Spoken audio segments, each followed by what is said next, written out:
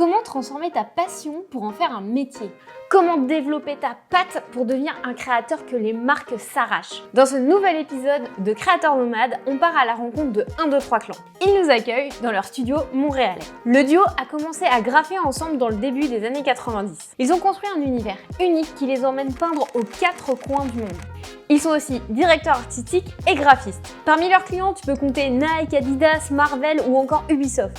On va voir avec eux comment protéger ta passion, mais quand même en faire un métier, mais sans jamais t'en dégoûter. Comment gérer le fait d'être parent de jumeaux tout en étant entrepreneur et globetrotter. Comment leurs projets perso leur ont permis d'en arriver là aujourd'hui et devenir des créateurs uniques. Mais surtout, on va voir comment tu peux te lancer toi aussi en freelance sereinement d'après leur expérience. Nous, c'est Clem et Mumu. On s'est lancé 2 défis. Le premier, convertir un autobus scolaire en cinébus studio de création et espace de formation pour nos projets Les Petits Aventuriers et le campus des créateurs nomades. Le second, c'est t'aider à toi aussi devenir un créateur nomade. Si toi aussi tu as envie de te lancer en freelance, on t'a préparé un quiz pour que tu détermines quel est ton profil de freelance et on t'enverra ensuite une roadmap pour que tu trouves quelle est l'étape suivante pour toi pour que tu puisses cartonner sans t'éparpiller. Tu retrouveras le lien dans la description. Et tu retrouveras aussi en description un lien avec un récap de cette interview complète pour mettre en action les points clés essentiels qu'on a vus avec 1, 2, 3 clans dans ton activité et dans ton projet. Tu peux retrouver cet épisode et tous les épisodes de Créateurs Nomades en podcast sur Apple Podcast, Google Podcast, Deezer ou encore Spotify. Ça te permet de les écouter en faisant les courses, la vaisselle ou dans les transports. Est-ce que vous pourriez vous présenter en quelques mots? Artistiquement, je dirais, on se définirait comme graffeur muraliste. On est aussi graphiste, on adore le graphisme et on vient de ce côté-là. Et nous, notre particularité, en fait, c'est de mélanger vraiment le graffiti et le graphisme.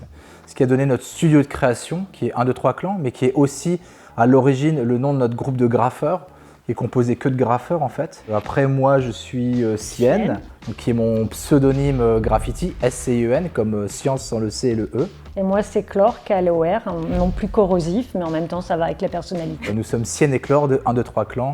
Vous êtes expatrié ici parce que vous étiez originaire du nord de la France, si je ne me trompe pas. Fièrement, originaire du nord de la France. Oui, on est originaire de Lille, on va dire, et ses alentours. On est arrivé au Québec en 2007.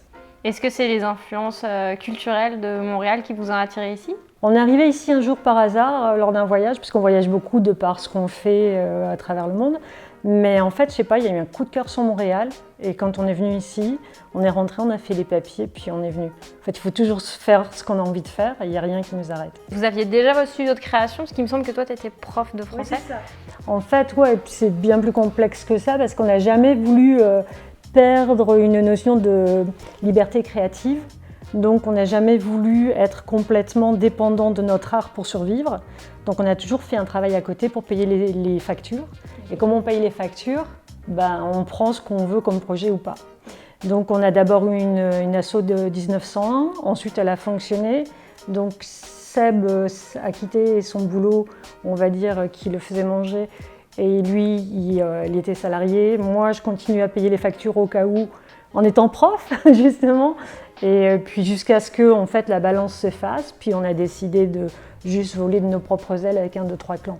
Et c'est au moment de l'arrivée à Montréal que vous avez pu tous les deux quitter votre job ou ouais, parce qu'en fait, moi, si je voulais être prof à Montréal, il fallait que je retourne 1 an aux études. Ça ne me tentait pas. Même si j'adorais le boulot, parce que j'adore le contact humain, j'adore transmettre des choses, etc. Mais en même temps, je faisais les 2 choses à fond et j'avais pas de vie. C'est-à-dire qu'il fallait que je fasse un choix, puis ça m'a obligée d'en faire un. Donc après, je pense qu'on ne s'est pas trompé. Non, et puis finalement, après aussi, ce qui s'est passé, c'est que c'est surtout grâce à Internet, parce qu'on avait beaucoup de clients basés aux États-Unis. Donc on travaille évidemment énormément avec eux grâce à Internet, on envoyait des fichiers vectoriels par exemple qui ne pèsent pas lourd, etc. Notre site web aussi nous amène beaucoup de clients, puis encore aujourd'hui, on travaille avec beaucoup de gens à travers le monde, soit au Japon, aux États-Unis, des fois qu'on ne voit même jamais en fait. Et du coup, quand on a fait le pas ici, ça nous a presque rapprochés en fait, il y avait moins de décalage horaire déjà que nos clients américains. Et puis oui, à un moment donné, il faut faire le pas. Ouais. Donc quand on a commencé évidemment comme tout le monde à la maison avec un petit coin bureau. Puis petit à petit, voilà, tu as ton studio et puis voilà quoi. t'as Rolls. Et ça n'a pas été New York, c'est Montréal. Alors que New York, c'est plus la ville du graphe, historiquement. C'était mon veto. Non, mais en fait, à la base, on aurait aimé New York, et puis en découvrant Montréal grâce à des amis qui étaient venus ici pour le boulot, bah, on a adoré. Et puis c'est génial parce qu'en plus, on peut parler français. C'est quand même une culture nord-américaine. Et franchement, avec le recul, il n'y a aucun regret. On est tellement mieux au Canada. Ça aurait dû être New York ou Los Angeles, mais là, en tant que maman, c'était un veto complet. Il était hors de question que mes enfants aillent dans un système américain au niveau scolaire, au niveau santé, à tous les niveaux. Donc, non. C'est plus ça. On a énormément d'amis aux États-Unis, énormément de clients. On adore les États-Unis. Mais oui, non, c'est incomparable. C'est vrai que le gouvernement du Québec prend plus soin de sa nation, comme la France, par exemple. C'est un peu les États-Unis, c'est. En fait, l'avantage de Montréal, je trouve que c'est un peu un croisement de culture entre justement l'Europe et le contexte nord-américain où tu as un espèce de mélange assez unique entre justement, il y a des avantages et des désavantages, mais où tu as un peu un croisement des deux mondes et où c'est un peu un espèce de... Surtout au Québec, je dirais même, parce que le reste du Canada, pour ceux qui ne savent pas, c'est vraiment encore une autre culture, mais c'est vrai que les Québécois, ils ont... je sais pas, cet état d'esprit de savoir faire la fête, de bouger, qui est vraiment très unique quand même par rapport au reste du Canada, qui nous va. Et puis en plus, on a la même langue, donc c'est beaucoup plus facile pour faire les démarches aussi, quoi.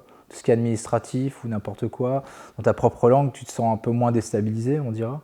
Et puis même, c'est génial de vivre ici. C'est ça, c'était un coup de cœur. Donc c'est comme quand tu es amoureux, si tu aimes, tu déménages voir ton amoureux, puis c'est tout. Donc c'était pareil. Et vous avez dit juste avant que vous aviez des contrats un peu partout dans le monde, au Japon, aux États-Unis et tout. Ça, c'était même avant de partir de France. Ouais. La question que les gens vont se poser, c'est « Ouais, mais comment je fais pour avoir des contrats au Japon, etc. » En fait, nous, je pense qu'on a eu quelque part du bol d'être arrivé au début d'Internet, on va dire, avant les médias sociaux. Donc les gens, oui, c'est vrai, c'était quelque part un peu plus galère parce qu'il fallait trouver des sites web, mais finalement, on était très peu. Et on a fait partie de cette première génération, en fait.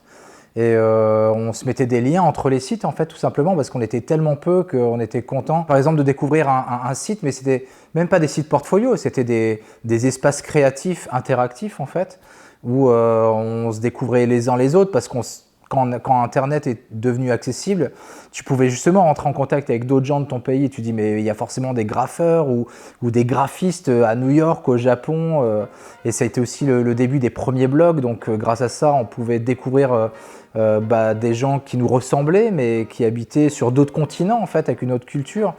Et ça, c'était vraiment génial. C'est pour ça qu'on se mettait en lien les uns les autres.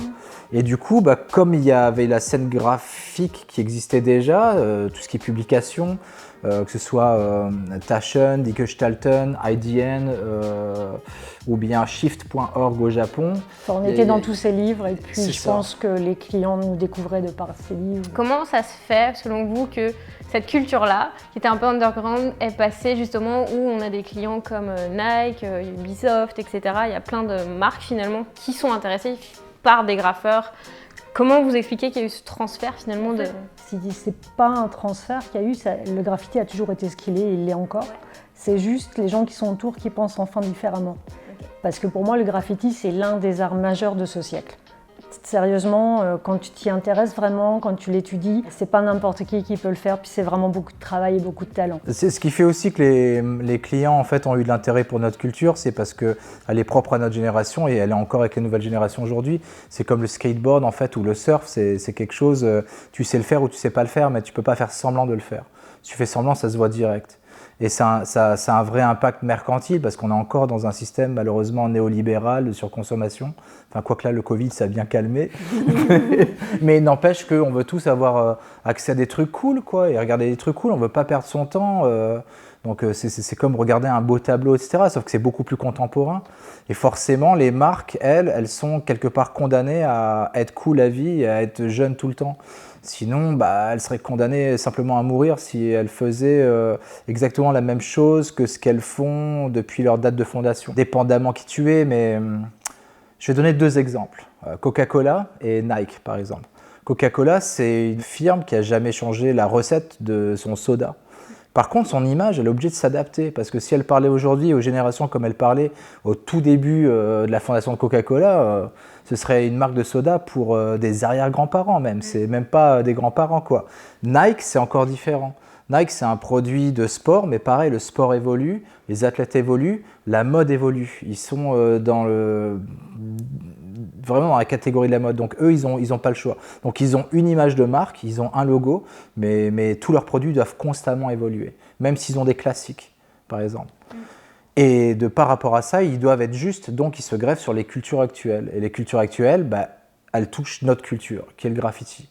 Et nous, là où on s'éclate, en fait, c'est de mélanger les deux, en fait. Finalement, comment on en est arrivé à mélanger le graffiti et le graphisme, c'est qu'on s'est rendu compte que finalement, quand on peignait un mur, c'est un format qui est donné, et nous, on apporte des éléments qu'on met en page sur un... On met en mur. Ouais, en page ou en mur, c'est ça, sur un espace donné, en fait, finalement. Donc, c'est de la mise en page. Et donc, du coup, c'est de la composition. C'est des couleurs, c'est de la typographie, ça reste de la composition. Et c'est aussi de la typographie, vu que c'est basé sur la lettre. C'est aussi du placement média. Ah, tout à fait, c'est clair. Je suis sûr qu'il y a des tonnes de campagnes marketing qui n'auraient jamais existé si les graffeurs n'avaient jamais peint les trains à New York ou Philadelphie, fin années 70, début années 80 par exemple. C'est des choses qui sont faites très organiquement. Il y en a un qui a commencé, d'un seul coup il est passé dans le journal parce que les gens se questionnaient en se disant mais c'est quoi cette inscription? Qu'est-ce que ça veut dire? Jusqu'à ce que le journaliste trouve qu'en fait il avait trouvé, comment dire, pas la signification de toute une culture, mais que en fait c'est une personne qui faisait ça la nuit avec une bombe aérosol, et cette inscription c'est un pseudonyme. De là, tout a démarré en fait. Et les kids qui avaient vu ça à l'époque se sont dit attends, il passe dans le journal pour ça, mais attends vas-y, moi aussi je peux le faire, prendre une bombe et écrire King 57, tu vois, sur tous les murs, et puis hop, je deviens le roi, etc. Et du coup c'est devenu un phénomène. Mais une fois qu'on arrivait à ce phénomène-là, en fait, ce qui est embarqué pour se différencier, c'était tout le temps faire plus et se différencier, en fait. Et c'est là que le style a commencé à embarquer, en fait. Et du tag, c'est-à-dire de l'écriture, c'est pour ça qu'en anglais on dit graffiti writing, on est passé à de la structure et du dessin. C'est-à-dire que même nous, quand on fait un graphe, on n'écrit pas notre graphe, on dessine des lettres, on trace des lettres, en fait. Et pour se différencier, il y a le style, en fait. Donc c'est ça qui va créer toutes les bases du graphe qui existent encore aujourd'hui, peu importe les écoles ou les générations qui existent, quoi. Du coup, quand tu dis c'est du placement média, c'est plus par rapport aux créateurs, plus qu'aux marques, par exemple. Est-ce que c'est plus comme ça que tu le voyais? Non, le graffiti, tu trouves un bon spot dans la ville où tout le monde va parler de toi, c'est du placement média. Ouais, c'est ça, mais pour toi en tant que créateur, finalement. Oui, voilà, c'est une capacité.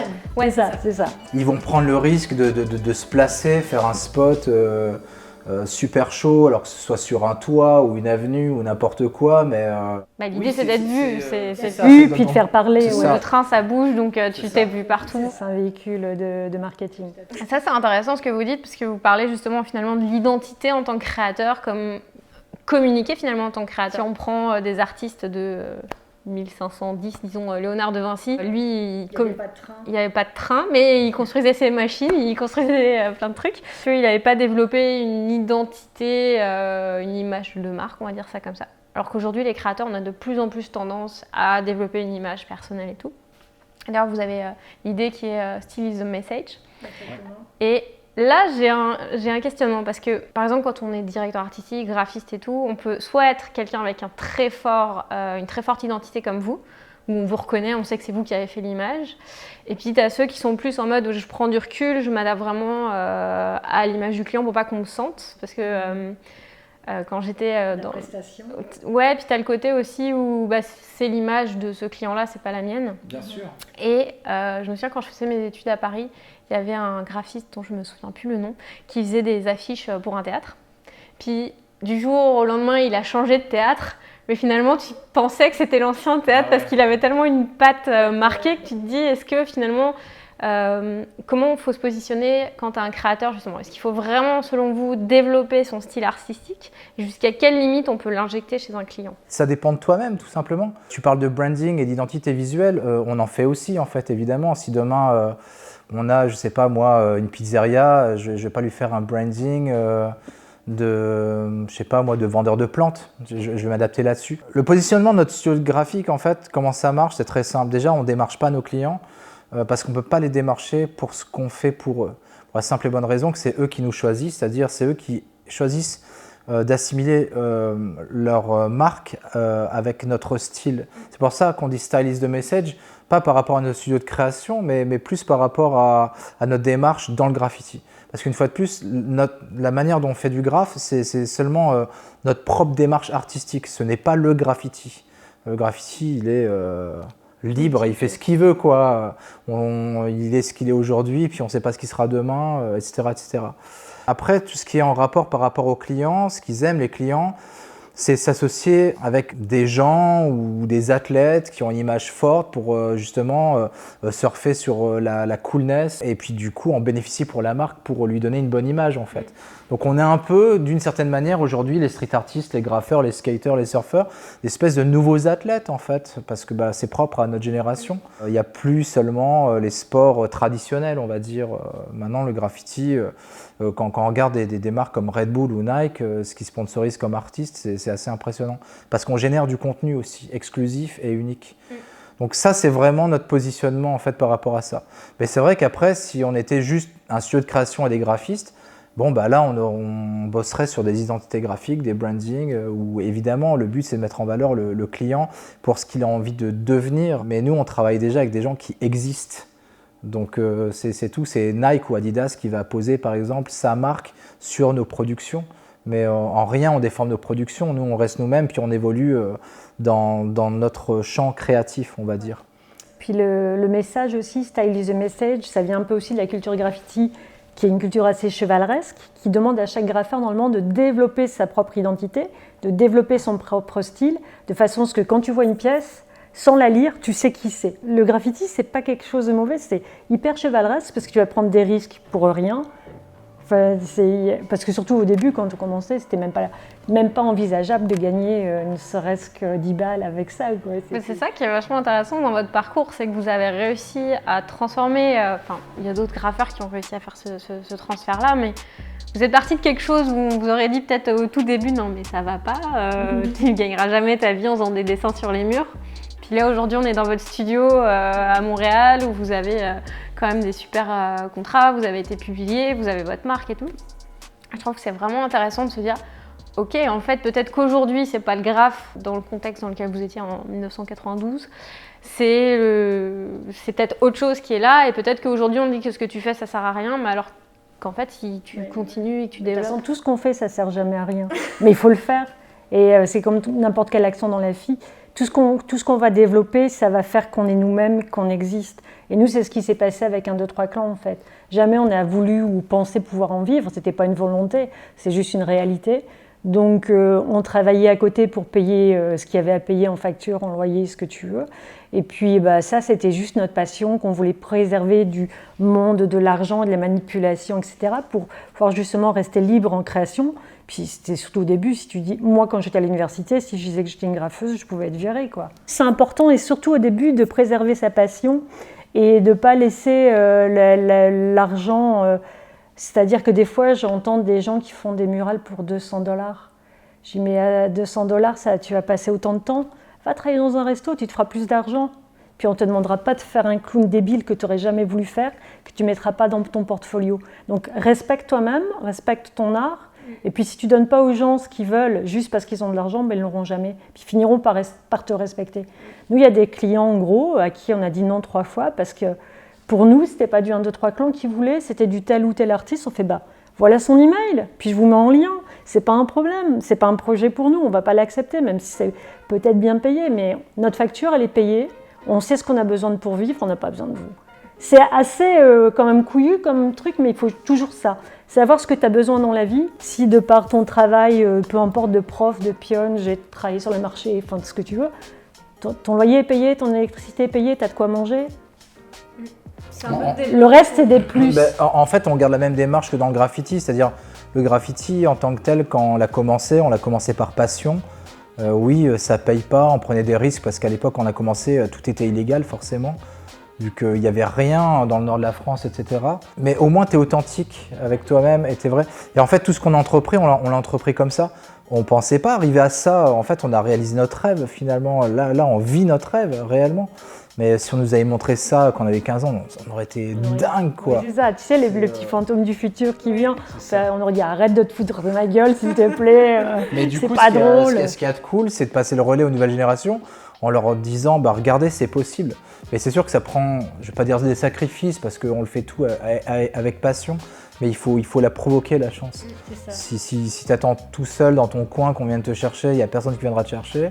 Finalement, vous avez vraiment développé le côté projet personnel, vous avez fait votre truc, vous avez développé votre... Parce que ça, c'est un truc qu'on partage souvent avec les créateurs, c'est de faire un projet perso qui te fait kiffer, qui résonne chez d'autres gens aussi, parce que si tu vois que ça résonne, c'est bon signe.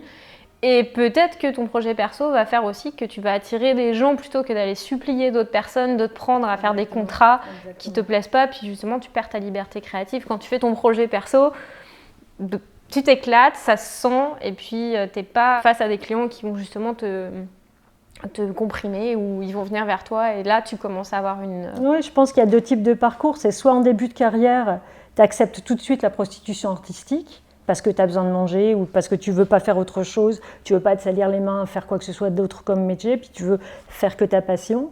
Mais à long terme, je pense que ce n'est pas payant. C'est-à-dire que oui, nous, on a eu une ascension très très lente, parce qu'il faut l'instaurer, son style, il faut l'imposer, puis ça ne se fait pas en 2 ans, c'est certain. Mais aujourd'hui, à l'âge qu'on a, nos amis qui sont à peu près comme nous et qui ont été directeurs artistiques dans des boîtes, ils sont rendus seniors directeurs artistiques. Ils coûtent trop cher à la compagnie, alors qu'ils ont une très belle carrière dans la compagnie, et on va leur trouver une excuse pour les jeter dehors. Ils ont notre âge, ils ne retrouveront pas de boulot, ils ne se sont pas construits un style, ils sont personne. Vous avez, en fait, que nous, un capital, finalement. Nous, on est 1, 2, 3 clans, c'est nous-mêmes, on n'est pas développé genre une grosse compagnie, on est juste 2, on ne va jamais se virer, puisqu'on a bâti durant toutes ces années, on l'a bâti pour nous. On ne l'a pas bâti pour quelqu'un, ou une société, une compagnie, ce que tu veux, qui un jour te jette comme un vieux mouchoir sale, quoi. Et c'est horrible parce que quand ça arrive, en plus, ils te disent que tu n'es plus à la page, enfin, ils trouvent toutes les excuses pour reprendre un junior qui va débuter avec un salaire de base. Mais donc, c'est pas forcément un sacrifice parce que ça n'a pas été une stratégie, mais finalement, quand je regarde en arrière, on a bien fait. À ce niveau-là, aujourd'hui, on fait ce qu'on aime, on s'autofinance tout le temps, depuis tout le temps. Quand on était au début, on avait une asso 1901 pour pouvoir payer les développements photo, parce que ça, c'était pas dans notre budget de survie. Et puis, on s'est toujours autofinancé, pas de subvention, bon, tout ce qui va, pas de parents, pas de garage à Bill Gates avec 3 millions de dollars pour le garage. Tous ces trucs-là, je veux dire, on s'est autoconstruit, on ne doit rien à personne, mais on est super heureux aujourd'hui d'avoir cette liberté, de pouvoir créer tout le temps. Et même encore aujourd'hui, dans notre fonctionnement de vie, on ne se développe pas des besoins de survie trop haut pour qu'on puisse toujours refuser des clients. Ouais, garder votre liberté. C'est-à-dire qu'on ne va pas vivre dans un appartement fancy, dans je ne sais pas quel quartier, avoir une super grosse voiture. Enfin, on ne va pas à un niveau de vie trop élevé. On vit bien, on vit avec ce qu'on a besoin, on mange bien. Mais je pense que c'est ça le truc raisonnable. C'est que dans la société actuelle, on nous fait croire qu'il faut toujours gagner plus. Mais pourquoi épater le voisin avec ta bagnole? T'es sérieux? Ouais, non, c'est un vrai choix de vie d'être dans le mode je veux conserver ma liberté et je fais tout justement pour ça. Et vous avez aussi des enfants, vous avez des jumeaux. Et comme on en discutait juste avant, c'était aussi un choix de vie, de les avoir avec vous le plus possible. Ils ont pas avec vous, ils vont suivre en voyage. Comment vous avez géré ça justement, d'avoir les enfants, de parcourir le monde à droite à gauche pour des festivals, même pour développer votre activité, parce que souvent il y a aussi un frein qui est je peux pas être indépendant, j'ai des enfants, j'ai des responsabilités, imagine je peux pas les nourrir. Comment vous avez vécu ça? Alors ça, j'ai parlé en tant que femme, parce que j'avais vu une artiste allemande qui une fois m'a dit quelque chose qui était super mignon. Elle m'a dit si j'ai voulu un jour avoir des enfants, c'est parce que tu existes. Parce que j'ai pu lui prouver qu'on pouvait rester nous-mêmes, rester artiste complète, ne rien changer à sa vie tout en étant une maman correcte, très bonne même. Si mes enfants m'écoutent, ils vont écrire des trucs. Mais ce que je veux dire, c'est qu'il ne faut jamais que tu oublies qui tu es toi-même, puis que tu restes toi-même, peu importe le contexte. Puis avoir des enfants, ce n'est pas un fardeau, c'est juste un geste d'amour entre 2 personnes. Puis il partage sa vie à un bébé, ça n'a pas besoin de la dernière poussette high-tech, des conneries que le capitalisme fait que tu achètes pour tes enfants. Ils ont juste besoin que tu sois présent et que tu sois avec eux. C'est-à-dire que bah oui, c'est vrai qu'on les a emmenés bourlinguer un peu partout sur la planète, mais c'était un choix que d'avoir des enfants. Puis ce n'était pas question de les faire élever par des nourrices ou par des grands-parents ou quoi. Donc je pense que comme ils avaient aussi toujours l'habitude d'être avec nous et de voyager, ils étaient hyper calmes. Quand on avait des rendez-vous clients, ils étaient là, puis ça faisait partie d'eux. C'est à nous d'imposer que c'est comme ça qu'on vit, et que si le client, ça ne lui va pas, comme on est libre, bah, ciao, bye. Non, et puis il n'y a pas que ça non plus. Ce que je veux dire, c'est on connaît le système, on est passé par là, que ce soit l'école, etc. S'il manque, admettons, une semaine de primaire, ça ne va pas ruiner leur carrière. On n'est pas là grâce à nos diplômes, on est là grâce à notre travail, notre passion. Prendre des enfants, les faire voyager, c'est leur éduquer des valeurs, en fait, de tolérance, de cultures différentes. Donc, par défaut... oui, ils sont beaucoup plus ouverts, ils sont beaucoup plus peut-être curieux, je sais pas. Mais en tout cas, ils ont vu plein de choses super intéressantes. Même si des fois, c'est pas évident parce qu'il faut aussi se mettre à leur place en fait en tant qu'enfant. Je donne un exemple. On a eu la chance d'être invité à Hawaï, quand même le paradis. N'empêche qu'on est invité là-bas pour faire une murale. Donc on est sur un parking lot à 34 degrés. Et voilà, c'est du mazout par terre, enfin, c'est de l'asphalte, c'est du béton, puis on est là pendant une semaine. Donc on n'est pas à Waikiki sur la plage, en train de siroter des pina coladas, puis bronzer avec eux et faire des pâtés de sable. Donc ils n'ont pas eu spécialement non plus facile, parce que ils avaient 7 ans, ça s'ennuie très vite, 7 ans, un enfant, etc. Sauf que ce qu'on a fait, c'est... les jumeaux. Oui, c'est des jumeaux, mais je veux dire, on les a intégrés au process. Donc, parce qu'en plus, quand on peint, nous, on est devant un mur, donc on ne voit pas ce qui se passe derrière. Ils sont libres et puis en même temps, ils sont autonomes et ils arrivent à se gérer. Et on les a beaucoup inclus sur beaucoup de projets. Comment vous avez fait ça? À partir de quel âge ils ont commencé à faire participer avec vous? Tous les enfants dessinent. Donc ça peut commencer par le choix des couleurs qui est très intéressant. Je veux dire, ça ne prend pas d'être un grand artiste pour aimer des couleurs. La couleur, c'est la couleur. Après, nous, c'est un défi artistique, donc c'est rigolo. On avait fait un premier graphe comme ça ensemble avec eux, justement à Hawaï, parce qu'on voyait ça.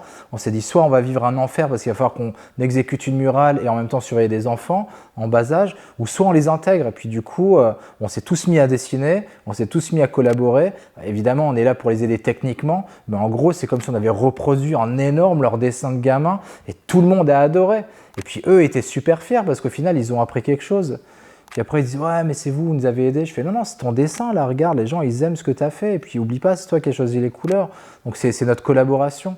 Et finalement, quand tu écoutes un enfant, c'est là que tu fais briller son intelligence et c'est là que tu vois à quel point ils peuvent t'apporter aussi des choses. Donc voilà, nous, on a eu cette chance de pouvoir faire ça plusieurs fois. C'est sûr que les chiens ne font pas des chats, donc les deux sont artistes. On va dire que notre fille, si, c'est la création littéraire. Non, je sais, mais les chiens ne font pas des chats, je suis un chat.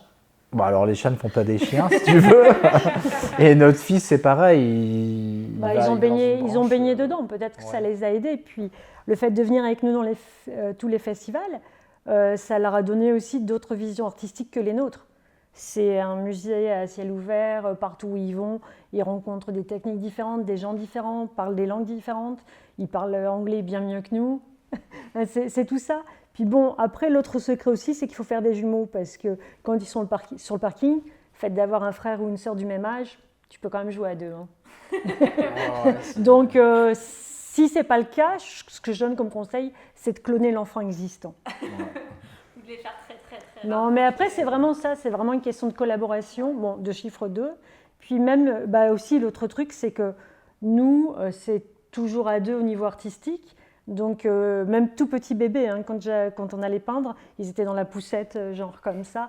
Mais on est deux, on peut se relayer. Tu check, je y vais, tu check. Et puis, ils ont toujours été très calmes, on leur expliquait aussi, puis ils ont toujours compris que, attention, là, c'est les contours du calme.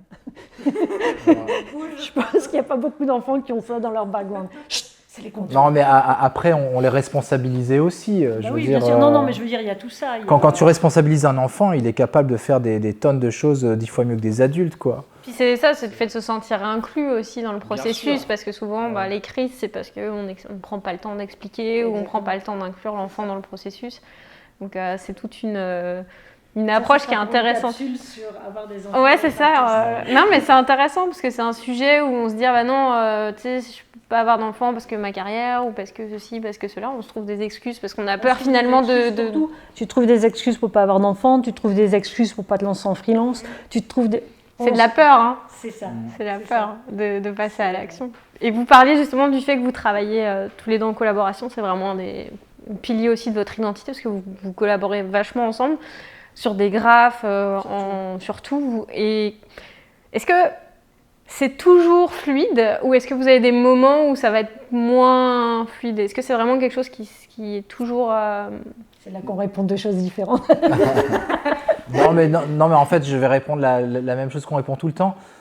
Nous, on est habitués à travailler ensemble parce qu'on a commencé à faire un graphe. Donc, quand on fait des graphes, c'est très facile. On a un fond commun et chacun fait son graphe. Donc, il y a un graphe Sienne, il y a un graphe Chlore.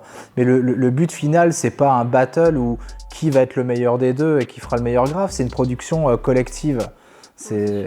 Oui, non, mais moi, j'ai tendance à beaucoup aimer ces graphes aussi. Et puis, je dis souvent que c'est elle qui fait le meilleur graphe. Mais c'est faux. C'est pour que je lui fasse à manger le soir. Ouais. Et même pour les projets clients, est-ce que vous travaillez tous les deux simultanément sur le même projet et vous avez chacun... En fait, c'est plus dur à discerner ce qu'on fait en graphisme parce qu'on s'échange les fichiers. Mais la manière dont on fonctionne, en fait, c'est dès que nous, on approuve, bah ça y est, c'est fini, en fait. Mais ça, là, c'est vraiment une collaboration très... comment dire... Ouais, c'est ça, vraiment fusionnelle, ouais. Comme l'étoile, etc. Non, mais genre l'étoile derrière, on fait toute la composition, les couleurs, etc. Mais on s'arrête une fois que tous les deux, on est satisfait. Puis après, on passe à un autre projet, on y va. L'avantage d'être partenaire dans le sens où on l'est, partenaire plus, on va dire, c'est qu'il n'y a pas de rivalité entre nous. C'est-à-dire qu'on a exactement le même but, les mêmes problèmes. Par exemple, si tu es associé avec un autre graphiste, puis lui vient d'avoir un enfant qui a besoin de débloquer des fonds. Bah, c'est pas ta réalité à toi, mais nous on a toujours les mêmes problèmes, toujours la même réalité, puis on va dans le même sens quoi qu'il arrive. Donc il n'y aura pas une concurrence en disant oh, c'est toujours toi qui amène les clients, oh, c'est toujours moi. Ouais, tous les problèmes qu'il peut y avoir qui existent entre partenaires, là non, c'est pas le cas. Et puis quand on discute ensemble, on a aussi assez confiance l'un dans l'autre pour pas que s'il me dit quelque chose, je le prenne mal, parce que je sais qu'il m'aime, puis que c'est pas ça, mais que c'est dans l'intérêt de la production. Et il n'y a pas toutes ces questions qui viennent parasiter en disant pour qui il se prend. Oui, vous avez une bonne communication aussi pour être capable d'entendre le message de l'autre ou vous dire les... C'est ça, la finalité, c'est vraiment le résultat final de notre collaboration. Donc des fois, je peux être super bloqué sur un graphe, puis j'ai aucun problème à ce qu'elle vienne sur mon graphe bidouiller mes couleurs ou le remettre, parce que elle est là pour m'aider, tout comme je suis là pour l'aider en fait. Donc il n'y a aucune rivalité en fait. Le seul but, c'est qu'à la fin, quand on a fini un truc ensemble, bah, on soit content en fait et qu'on se dise ah ouais c'est pas mal. Mais ça nous est déjà arrivé plein de fois de recommencer à zéro, soit mon graphe ou son graphe, pour être sûr que ça fonctionne en fait. Vous êtes l'idéal de la collaboration en fait. Bah oui. L'idéal, non, je sais pas. Bah oui, mais pour ça, ça prend aussi de coucher ensemble. C'est ça. Ouais, c'est ça. Alors ceux qui sont associés, essayez ça. Non, mais on se connaît depuis qu'on a l'âge de 16 ans, on s'aime et on se respecte. Ouais. Et donc, ouais, c'est ça, il n'y a pas tous les parasites psychologiques qui viennent interférer dans la création, en fait. C'est ça. Non, mais parce que tu as le droit, c'est dans la psychologie humaine que de toujours se remettre en question. Mais quand c'est quelqu'un que tu aimes et que tu respectes et dont tu n'as aucun doute sur son intentions, ça passe crème. Ouais, c'est ça, exact. Non, mais c'est ça, en fait. C'est l'avantage d'être partenaire et de vivre ensemble, je pense. Vous avez construit une marque. Donc vous avez les t-shirts sur vous en ce moment. Je pense que c'est le rêve de pas mal de créateurs de développer sa marque, ses t-shirts et tout, c'est un kiff. Et j'ai lu que vous l'utilisiez pas mal aussi comme laboratoire, comme espace créatif où vous laissez aussi aller vos idées, etc. Ça prend quelle place dans votre vie ? Bah, c'est pareil, on est passé par. Je crois que ce qui est génial quand tu es autodidacte, c'est toutes les erreurs que tu fais en fait. Donc on a probablement dû faire toutes les erreurs avec la naïveté qu'on avait avant de n'importe quelle marque à ses débuts, qui n'est pas backée par des grands groupes ou énormément de fonds par exemple. Mais en même temps, on garde cette authenticité comme le graffiti. Et finalement, bah, il faut des fois savoir accepter des choses plus humblement. Et aujourd'hui, par exemple, notre marque, comment on la considère, bah oui, c'est génial parce qu'on fait ce qu'on veut, on ne fait pas tout ce qu'on veut parce qu'il y a des pièces qui coûtent très cher. Par exemple, on aimerait faire des varsity jackets ou bien, je sais pas, mais en termes de production, c'est vraiment très cher parce que derrière une marque, il faut d'abord payer la production. Avant de se faire $1 quand tu as ta marque, il faut déjà que tu vendes ton stock pour arriver à 0. Ça, c'est vachement important de le savoir. On a notre marque et on fait que ce qu'on veut comme des gamins. Mais ça, on peut le faire comme des gamins parce qu'on a eu toutes ces erreurs qu'on a commises au début, c'est-à-dire ressortir des collections trop grosses ou peut-être pas avoir assez d'argent pour le faire. Vous fonctionnez en commande, vous que vous fabriquez par exemple votre t-shirt ou le produit que vous allez créer. Vous faites produire par une équipe, vous stockez tout ça ici et ensuite vous livrez à vos clients. Ouais. Et encore avant ça, photoshoot, mise en ligne, programmation, shipping, deal avec tous les Post Canada et autres pour pouvoir shipper ça dans des conditions correctes et le moins cher possible pour nos clients. En fait, quand on a créé notre marque, c'est comme tout ce qu'on a créé en objet concret. Donc on va dire ce qui n'est pas du design, mais ce qui est du... On a toujours créé ce qu'on avait envie d'avoir pour nous. C'est con, mais c'est comme ça qu'on a créé des mugs parce que après la période HLM où on avait récupéré la vaisselle de tout le monde, on avait tout en dysfonctionnel, enfin bref, tout le monde a vécu ça en jeune couple. On s'est dit, on va quand même s'acheter 6 tasses pareilles qui est genre la même couleur. Et puis là, tu vois que c'est cher et que c'est moche, ou que c'est Ikea maintenant. Mais on s'est dit, ok, moi je travaillais dans un restaurant à ce moment-là, et puis un représentant qui passe dans le restaurant pour mettre les noms des restaurants sur les assiettes, tout ça et tout ça. Puis je fais, tu pourrais aller jusqu'où? Puis c'est comme ça qu'on l'a créé. Mais en fait, c'est à chaque fois qu'on a un manque qu'on crée un objet. Donc quand c'est un objet qui est maintenant sur le site, malheureusement, quand tu crées quelque chose, tu ne peux pas le créer à pièce unique parce que ça coûte vraiment cher. Alors ce qu'on faisait, c'est qu'on créait une centaine pour avoir ça pour nous, puis vendre le reste. Donc c'est vraiment comme ça qu'on a fonctionné aussi avec la marque. C'est-à-dire qu'on travaillait pour beaucoup de marques à leur faire des designs, mais le problème, c'est que quand tu fais un design pour une marque, toi, tu l'auras peut-être dans 2 ans. Parce que tu es l'étape 1, et puis si la marque elle n'est pas bien organisée, les gens qui vont la commercialiser n'ont aucune idée de qui a fait le design, ils s'en foutent et ils t'enverront jamais de sample. Donc de là on s'est dit, ouais. Pas toutes les marques. Pas toutes les marques, mais par exemple la grosse collab qu'on a fait avec Adidas, on a failli pas avoir de morceaux. Ah ouais. Oui. Donc c'est quand même les boules. Donc c'est ce genre de frustration. Et puis on s'est dit, écoute, on va faire un design, parce que tous nos designs, on les fait sur des délires qu'on a ensemble. On s'est dit, ok, ce design-là, on va faire un t-shirt, on regarde dans ce qu'on s'est fait, puis pareil, autoproduction. Donc on peut en créer autant de designs, puis on va le vendre. Puis quand celui-là a été vendu, on a fait plus de designs. Quand celui-là a été vendu, on a fait des pulls. Quand ça a été vendu, on a fait des casquettes. Enfin, toujours autofinancé, toujours un par un. Mais quand on dit que la marque, c'est un laboratoire, c'est qu'on est complètement libre. C'est-à-dire qu'on a fait des designs pour Red Bull où ils nous ont demandé de ne pas mettre de cigarettes, parce que ce n'est pas santé. Mais sinon, on a envie de faire un personnage sur notre marque qui fume, on est libre de le faire. En fait, c'est ça, c'est avec toute l'expérience qu'on a acquis, le fait d'être petit, on est 10 fois plus libre que les grosses marques, parce que les grosses marques, elles sont soumises à des tonnes de conditions qui pourraient créer la tache d'huile que personne ne veut. C'est n'importe quelle marque de sport, ce serait impossible pour eux de sortir une petite mascotte avec une cigarette par exemple. On ne prône pas le tabac, etc. Mais ce que je veux dire, nous c'est pareil. Vous pouvez être irrévérencieux, tout à fait. On est libre, il n'y a personne qui va... Vous pouvez avoir écrit Homer en gros, exactement, c'est ça. Nous on s'amuse comme ça en fait, donc c'est en ça qu'on dit que notre marque c'est un peu comme un laboratoire. Parce que on design des choses qu'on a envie d'avoir. C'est vrai qu'aujourd'hui, en fait, le monde a énormément évolué, mais il y a 20 ans, il n'y avait pas d'Urban Outfitters ou même de H&M ou de Zara, donc c'est quand même très dur d'avoir des choses très classe. Soit c'était extrêmement cher, parce que c'était des très grosses marques, ou alors c'était simplement inaccessible parce qu'il n'y avait pas encore ces magasins de coolness, on va dire. C'est ça, donc en fait, en passant par, je ne vais pas dire toutes ces erreurs, mais par exemple, on a fait les salons, donc quand tu fais des salons, pour prendre des commandes, il faut produire des samples. Donc déjà là, c'est juste niveau argent, les gens ne se rendent pas compte, mais il faut investir quand même beaucoup d'argent. Quand il y a un salon à Los Angeles, il faut que tu aies un stand qui ait quand même la gueule pour attirer les clients, les magasins qui veulent te commander. Il faut d'abord aussi que tu envoies tous tes samples, donc il faut que tu les produises. Donc là, je parle de sommes des fois comme 20 000 $ qui peuvent disparaître comme ça parce que tu as fait un salon à New York, un à Los Angeles et tu as produit tes samples. Donc là, tu as zéro quoi. Donc déjà, il faut que tu puisses remplir ton carnet de commandes au minimum à 20 000 $ pour récupérer ton zéro. Et à partir de là, là tu commences à faire $1. Ça, c'est la réalité d'une marque en réalité.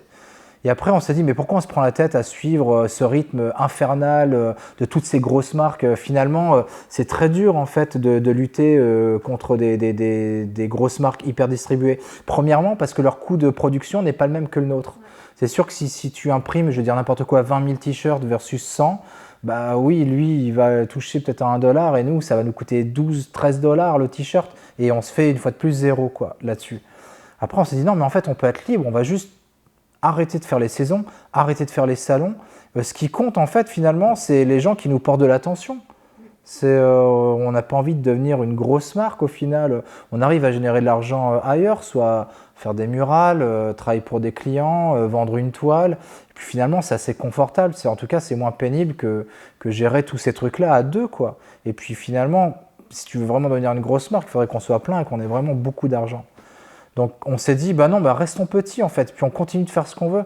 Et du coup, ça nous donne toute cette liberté de pouvoir sortir des t-shirts oh merde, ou faire des choses comme on a envie. Si on veut faire un petit oiseau avec une cagoule, une batte de baseball qui fume une clope, nous on peut le faire.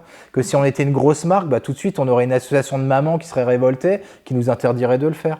Donc finalement, on gagne en liberté.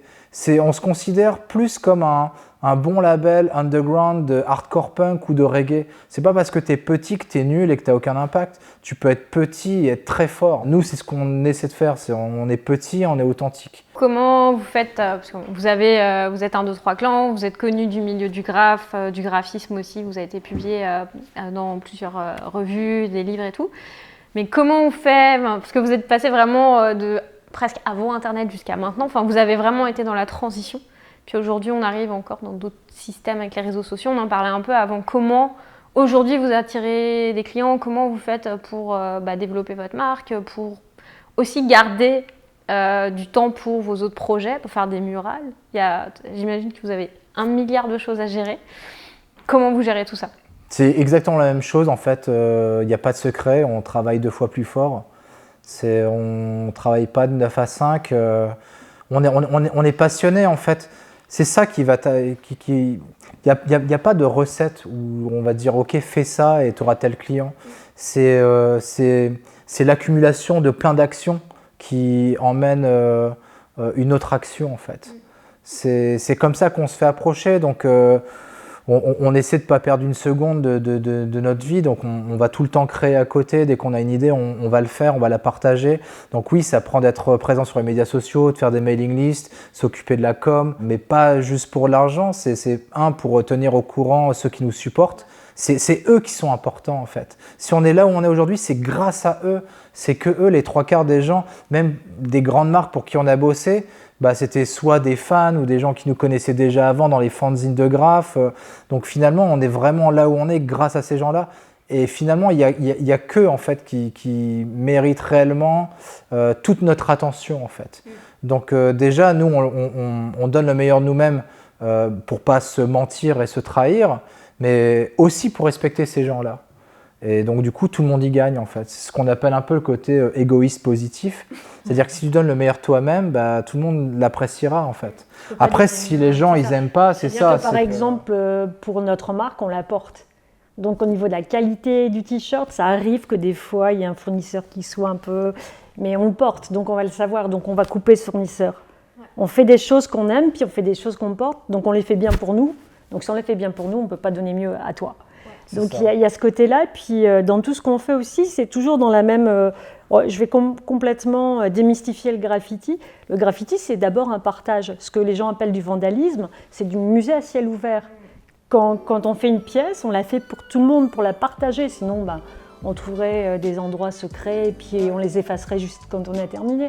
Donc c'est aussi pour ça, parce que je pense qu'au-delà de ce qu'on crée, au-delà de notre philosophie, parce que ça s'applique à plein d'autres arts, c'est-à-dire que nous, on parle de ça parce que c'est le graffiti, mais quand on parle avec d'autres personnes qui font de la vidéo, qui font de la photo, qui font de la danse, finalement, le squelette est le même. C'est vraiment te développer toi-même, développer ton style, travailler fort, puis pas prendre en compte ce que la société veut de toi. C'est une question de partage. Et étonnamment, justement, quand c'est comme ça, peu importe la chose que tu es en train de faire, tu es tellement bien dans ta peau que tu brilles. Et quand tu es bien dans ta peau et que tu brilles dans ce que tu fais, intérieurement, on s'entend, c'est ça que les gens ils veulent et c'est pour ça qu'ils viennent vers toi. Finalement, tu attires des clients, des gens, peu importe.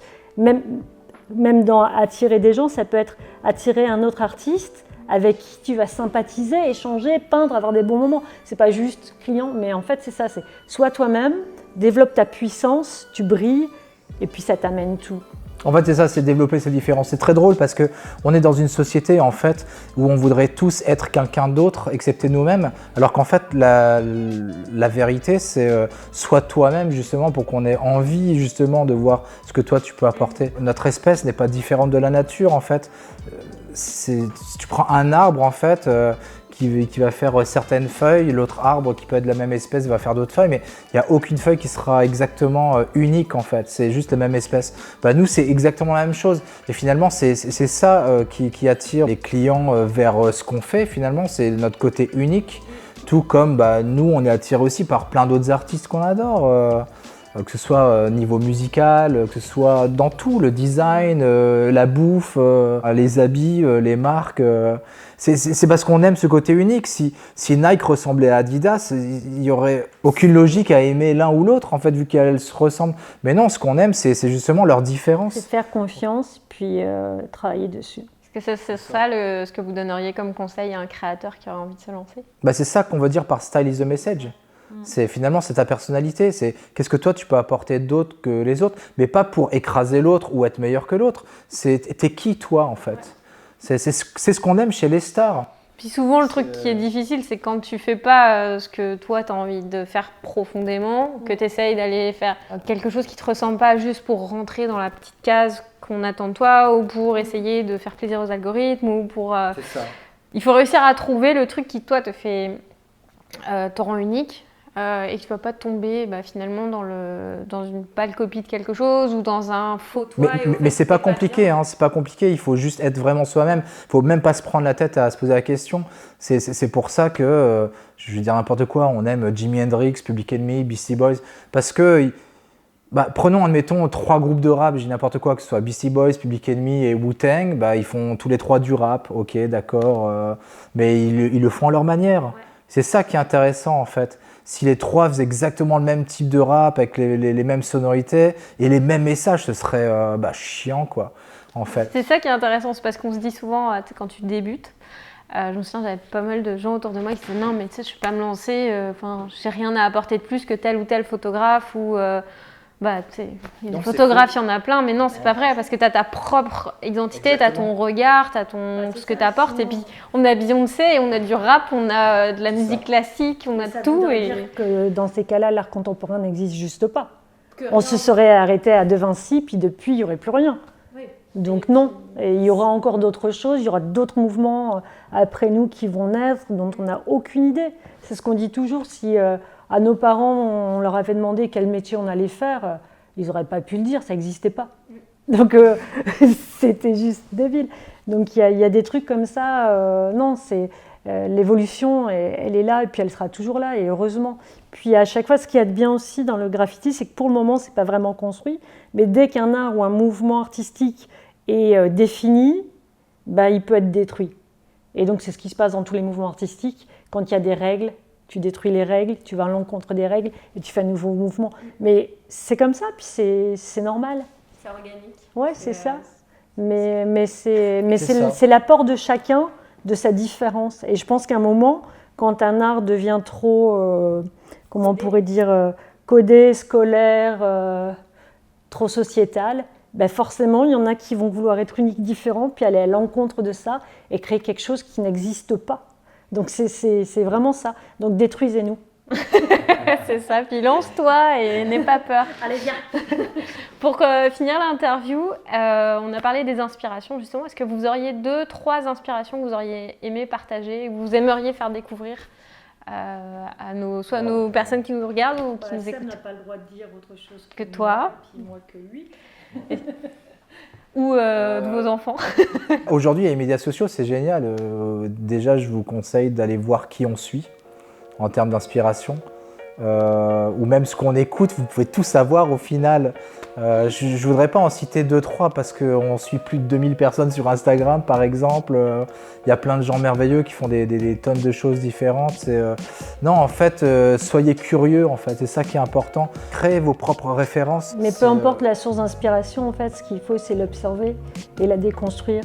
Quand on aime quelque chose, il faut toujours se demander pourquoi on l'aime, pour le déconstruire et savoir ce qui t'a attiré, ce qui a attiré ton œil. Ça peut être une opposition de couleurs, ça peut être... Il y a des tas de choses, même dans des logos de la vie de tous les jours. Des fois, tu t'arrêtes sur un truc, tu fais OK, mais là, c'est réfléchir, qu'est-ce qui t'a interpellé, etc. Mais c'est valable autant pour d'autres artistes que dans n'importe quoi. Tu peux voir tu te balades dans la rue, il y a un motif sur un textile, ça peut être beaucoup de choses en fait. Mais c'est à chaque fois vous avez un carnet ou un truc où vous notez tout ça quand vous êtes dans la rue? Non, on est trop parano, tout est là. Bah, ça dépend, non, on a des iPhones, on prend des photos. Non, je sais pas, dans votre processus créatif, vous avez quelque chose comme ça pour un peu dire tiens, j'ai vu ça aujourd'hui, j'ai trouvé ça intéressant. Non, c'est beaucoup plus genre flow, cool. On parle d'un truc, des fois on peut avoir un délice sur quelque chose, puis on crayonne, puis c'est vraiment plus organique, je dirais. Bah, comme tu l'as bien dit, en fait, ça peut être n'importe quoi, ça peut être une feuille qui tombe par terre, on adore la shape, et on va faire un truc, puis on en fait un pattern, et du coup on le transforme en logo hyper cool, tout comme ça peut être zoné sur Pinterest pendant des heures à se loader des images de fous, avoir plein de trucs de malades. Ça peut même être un accident de peinture. Ouais, c'est une ça. fois, il y avait un accident de peinture sur le trottoir, deux couleurs qui ne devaient pas être ensemble, qui étaient ensemble. Je dis, ah waouh! Tu vois, il y a des tas de trucs qui peuvent arriver qui sont pas... Il faut juste ouvrir les yeux. Puis il y a un truc que je trouve intéressant, c'est quand tu crées, il y a des moments où tu dois faire un truc, tu sais que tu dois le faire. Par exemple, tu as une commande ou tu as envie de faire un truc, mais ça ne marche pas. Du coup, on a tendance parfois à ne pas agir en se disant non, ça ne sort pas, j'ai pas l'idée et tout. Mais à partir du moment où tu fais, tu trouves en fait. Oui, parce que tu vas faire des erreurs, parce que tu vas mélanger des trucs auxquels tu t'attendais pas. Et souvent, il y a des créations. C'est un autre problème qu'on peut avoir en tant que créateur, c'est-à-dire que surtout quand tu es indépendant, il y a deux choses majeures pour ceux qui voudraient se lancer, c'est que quand tu n'as pas de clients, c'est pas grave, développe tes trucs. Arrête de déprimer sur le fait que tu n'as pas de clients. Tu as du temps libre. C'est le temps ou jamais de travailler sur tes trucs que tu avais envie de faire depuis 15 ans ou 20 ans, ou tu dis que tu t'as toujours. Ben vas-y, fais-le. Et puis ce que tu vas faire, de toute façon, ça va tellement être bien fait que ça va te servir à t'amener d'autres clients. Le premier site qu'on avait, c'était juste c'était même pas un portfolio, c'était un peu un truc où on faisait des expériences, puis on les mettait en ligne. Et tout. C'était comme un graphe, c'était gratuit, naïf, authentique. Mais en fait, c'est ça. C'est juste c'était du 1, 2, 3 clans. C'est ça, et ça va t'amener quelque chose de toute façon. Ça va t'amener une évolution personnelle, une satisfaction, un antidépresseur, et puis peut-être, peu importe quoi d'autre. Mais c'est ça, c'est si t'as pas de client, t'es pas mort. Puis c'est surtout que tu as des pièces à montrer, tu as développé ton style et tu attires l'attention de personnes qui viennent vers toi parce qu'ils trouvent que ce que tu fais, c'est intéressant. C'est ça. Donc il y avait ça. Et puis deuxièmement, c'est que dans une année complète, il y a des fois, ça ne sort plus. C'est normal. C'est pas grave. Fais autre chose. Va faire une balade en forêt. Fais rien pendant une semaine. Ouais, ou même se reposer, ouais, c'est clair. Mais il ne faut pas non plus... Ça, c'est plus contre la dépression du créatif. C'est... T'en veux pas. Ouais, puis si ça dure 3 ans, là, tu te poses des questions, mais tu peux avoir un trou de quelques semaines. J'ajouterais un dernier truc aussi, c'est une fois que tu as trouvé ton truc, plonge-toi là-dedans, mais ne deviens pas ta propre caricature. C'est re-challenge-toi comme si tu avais 18 ans, quoi. en fait, ce qui fait la force des jeunes, c'est leur naïveté et leur audace. Ouais, leur audace, en fait, exactement. Audace, c'est le. Moins, je pense aussi. Parce que tout est à essayer, C'est en ça. fait. Tu dis, ah, j'ai jamais essayé, je sais pas, la couleur jaune, alors tu vas te plonger là-dedans, tu vas le faire.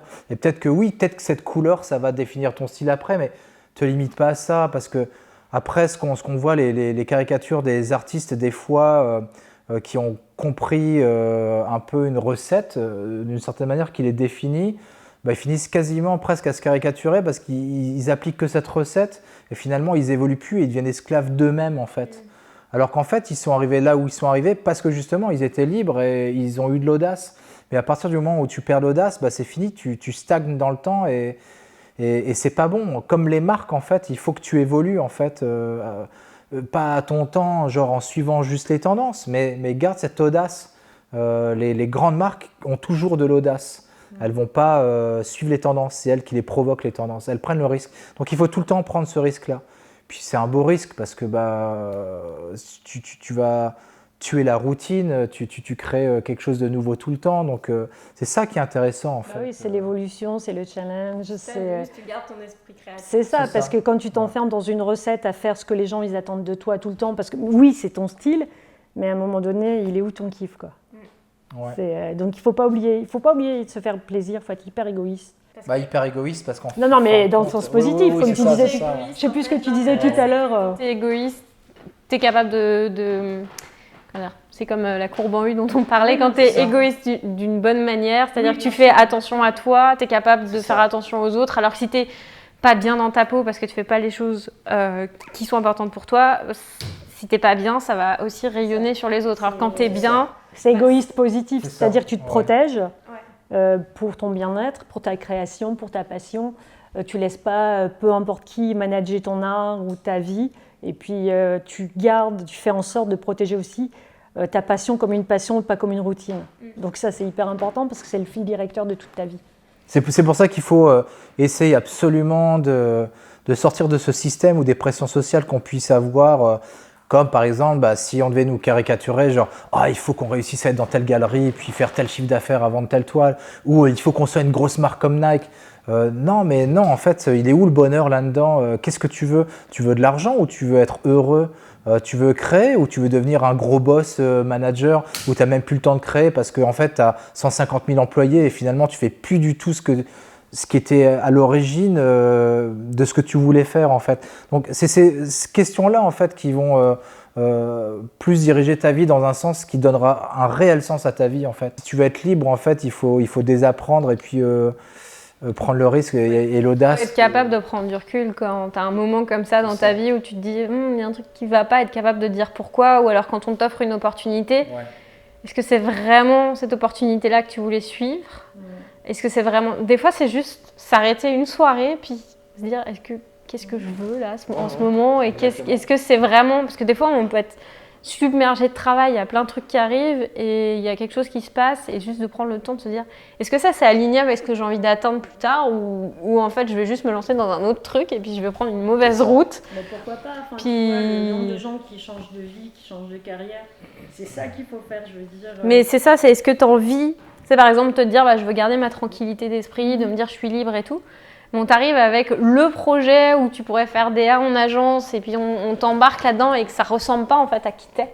Mais juste ça a été Ça va avec un statut social, une respectabilité. t'as tout un truc qui part et en fait tu te... Mais nous, on l'a fait petit à petit, par exemple. Au début, on avait des métiers respectifs, entre guillemets. Je veux dire, c'est-à-dire classique. On bossait pour, toi pour l'éducation nationale, moi pour une compagnie.